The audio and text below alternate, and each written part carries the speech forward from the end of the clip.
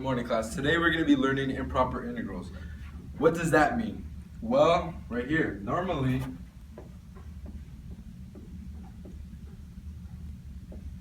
for the regular integrals that we've been learning for the past semester, we would have the integral from a to b of some function f of x dx. Correct? That look familiar? Yeah, it should. So now, in order for this definite integral to exist, f of x must be bounded and finite.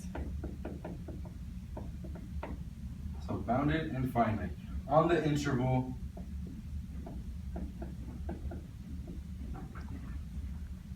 a to b. Now you should all know that right now because this is what we've been doing for so long already. So normally this is what we will deal with. But do you guys remember, what does an integral mean again? Good. Area under the curve. That's what integral means. But now if we want to find the area under the curve from here to here, our curve can't do weird things. Like it can't go up forever, or it can't go down forever, and there can't be no holes or anything in between that just makes it, not good to deal with. So it's got to start and it's got to stop. So in our case, it goes from A to B. This is what we've been dealing with. But now we're going to learn something, and we're going to learn to evaluate something that's similar but different to integrals. It's called improper integrals. So now let's learn how to deal with them. So in this case, there's two basic scenarios for improper integrals. Here we talk about two different cases. Okay? So we're going to talk about two different cases. Here's case one. Case number one. So suppose in case number one we have an integral and some curve, and this curve goes on forever like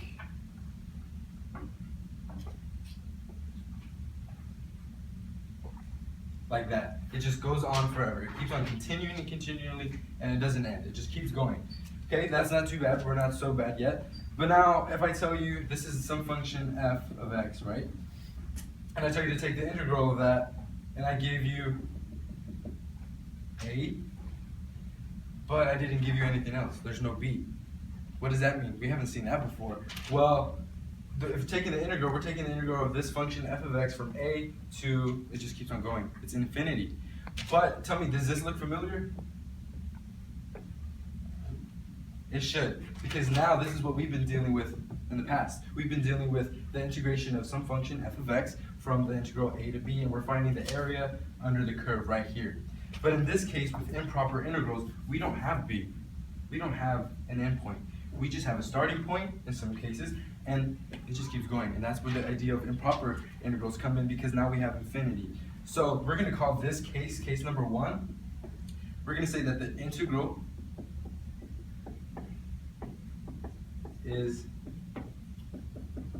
infinite, because that's what it is. The integral here is infinite because it keeps going. It doesn't have an endpoint.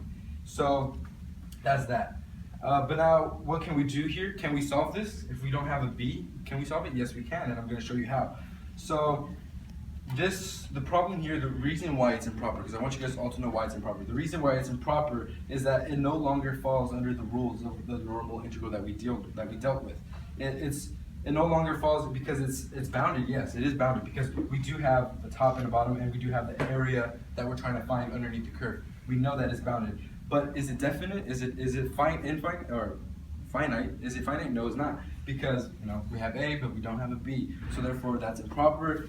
Now, how do we solve it? Let's find out. So right here, first thing we have to know is our graph right here. It's going to positive infinity. Same reason we can say that it can go to negative infinity as well. So negative infinity and positive infinity are some key components to this lesson. So we can go to positive infinity, and we can also go to negative infinity.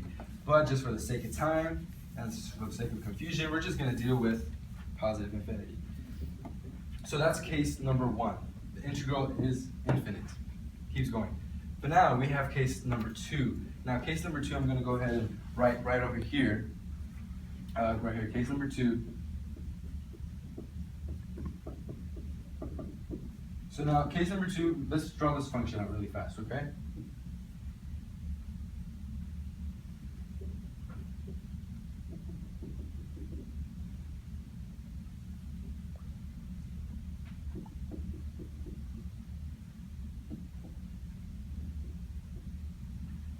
Okay, what the heck is that? Well, that's a function. We have f of x, right?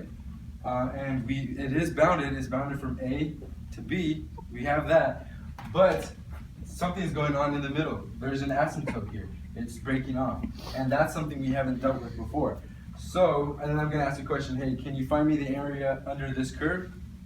No, you can't. You can't find the area from this curve from a to b. But now, is the integral finite? Yeah. It is, because it starts at A and it ends at B, so there's a starting point and there's an end point. But is the function bounded between two actual numbers? No, it's not. So we have a top bound, whatever this number would be right here, that would be our top bound. So there's that, but there's no bottom bound, because if you notice, this function keeps on going and going and going forever and ever and ever, and we're seeing that it's infinity. And in this case, it's approaching negative infinity. So in case number 2, you see in case number 1, we said the integral is infinite. So for case number 2, we're going to say that the function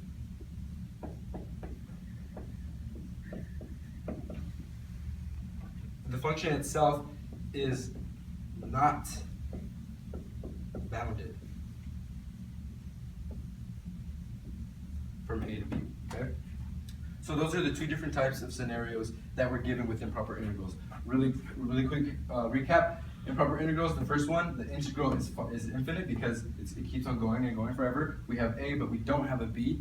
But now the second case right here is that, okay, we can have a good graph and a good curve, but case number 2 says that the function itself is not bounded. So as we said, case number 1, the whole explanation of this was that the integral is infinite. But what does that look like and what we're going to be solving today? Well, here it is. The integral itself is infinite because it goes from 0, some number, to infinity of this function, f of x dx. And case number 2 is slightly different because we have a function, but the function itself is not bounded. That's the case. That's the real conflict here. So what this looks like is you have an integral from, let's say, 3 to 5. That looks normal, okay? So it's like we can do it. But the function f of x right here, this function doesn't allow us, it is not bounded between 3 and 5, and that's the case, that's the situation that we're dealing with here. So that's case number 1 and case number 2 of improper integrals.